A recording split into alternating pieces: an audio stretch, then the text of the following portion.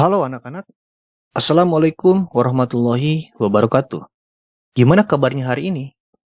Semoga kalian semua dalam keadaan sehat dan juga tetap semangat ya. Hari ini, kita akan mulai membahas materi biologi kelas 11. Kita bakal belajar lebih dalam tentang sel, proses-proses kehidupan di dalamnya, dan bagaimana tubuh kita bisa berfungsi dengan begitu kompleks dan juga teratur. Mungkin kedengarannya rumit, tetapi sebenarnya seru banget. Bayangin aja, di dalam tubuh kita ada miliaran sel yang masing-masing punya tugas penting. Dan mereka bekerja tanpa henti biar kita bisa bergerak, berpikir, bahkan hanya untuk bernafas. Jadi, yuk kita buka pelajaran hari ini dengan semangat, rasa penasaran, dan jangan ragu buat bertanya atau berdiskusi. Karena biologi itu bukan sekedar hafalan ya, tetapi tentang memahami diri kita sendiri dan dunia di sekitar kita. Siap semua? Yuk kita mulai. Ini adalah subbab-subbab yang akan kita pelajari selama bab 1 sel. Tetapi tenang, tidak akan semuanya kita pelajari secara langsung. Nah, untuk hari ini, kita akan fokus membahas atau belajar mengenai pengertian sel dan juga teori tentang sel. Kita mulai dengan penemuan sel dan juga teori tentang sel.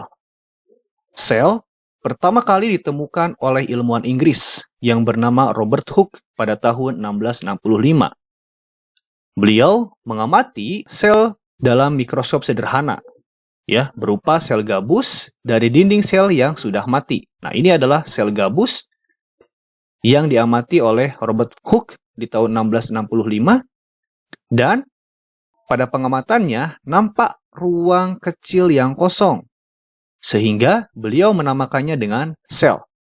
Sel sendiri diambil dari bahasa Latin yang berarti kamar kecil.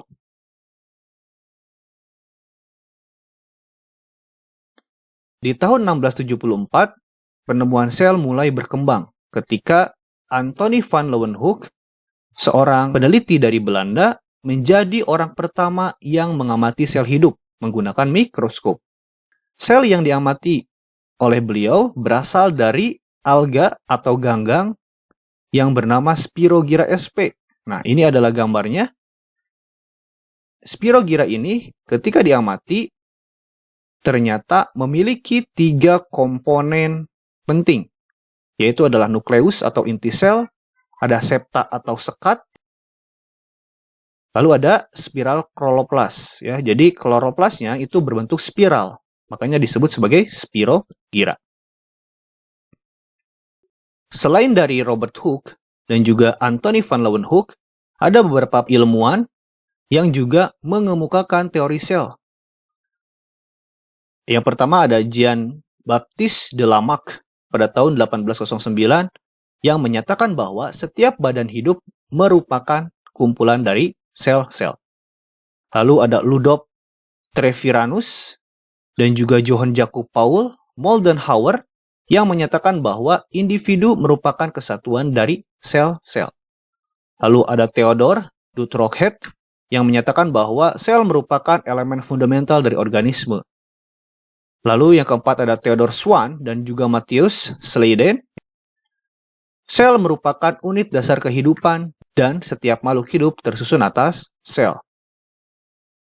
Lalu ada Felix Duzermin yang menyatakan bahwa bagian terpenting dari sel hidup adalah cairan yang selalu terdapat dalam sel hidup. Lalu ada Johannes Purkinje yang menyatakan bahwa protoplasma merupakan cairan dalam sel. Lalu ada Max Schulze yang menyatakan bahwa protoplasma merupakan struktur dasar kehidupan yang merupakan bagian penting dari sel. Rudolf Virchow yang menyatakan bahwa sel berasal dari sel sebelumnya, omnicellulae cellula. Ada Robert Brown yang menemukan inti sel pada sel tanaman anggrek, nukleus yang memiliki arti penting bagi sel karena mengatur seluruh aktivitas dalam sel. Ada R. Sternberger menyatakan bahwa setiap inti sel berasal dari inti sel sebelumnya melalui pembelahan. C. Bernard ya Inti sel merupakan struktur terpenting dari sel yang mengatur seluruh pekerjaan sel. Nah, berdasarkan penemuan para ahli tersebut, maka dapat kita simpulkan bahwa semua makhluk hidup tersusun atas sel. Nah, sel merupakan unit struktural terkecil makhluk hidup yang menjadi komponen dasar penyusun tubuh makhluk hidup. Lalu sel merupakan unit fungsional karena melakukan fungsi kehidupan. Contohnya adalah sintesis protein untuk fisiologis morfologis. Semua sel berasal dari sel sebelumnya. Dan yang terakhir, sel merupakan unit hereditas yang dapat mewariskan sifat genetik dari satu generasi ke generasi berikutnya. Maka, berdasarkan kesimpulan-kesimpulan itu, bisa kita tarik intinya, jadi sel adalah unit struktural dan fungsional terkecil makhluk hidup. Ini adalah kisaran ukuran sel. Nah, sebagian besar sel itu berukuran 1 sampai 100 mikrometer. Dan volumenya itu sekitar 1 sampai 1000 mikrometer kubik. Nah, dalam pengamatan sel ini diperlukan suatu alat yang disebut sebagai mikroskop.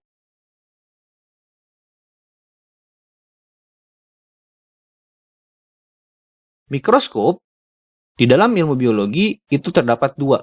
Yang penting, ada mikroskop cahaya dan mikroskop elektron. Nah, pada mikroskop cahaya, biasanya mikroskop cahaya ini digunakan untuk mengkaji spesimen sel yang masih hidup. Sedangkan mikroskop elektron ini digunakan untuk mengkaji spesimen sel mati, khususnya pengamatan mengenai organel-organel sel. Nah, demikian yang bisa Bapak sampaikan. Materi selanjutnya kita akan membahas mengenai tipe sel dan komponen kimiawi sel. Ya, jangan lupa untuk like dan juga subscribe-nya ya. Terima kasih. Wassalamualaikum warahmatullahi wabarakatuh.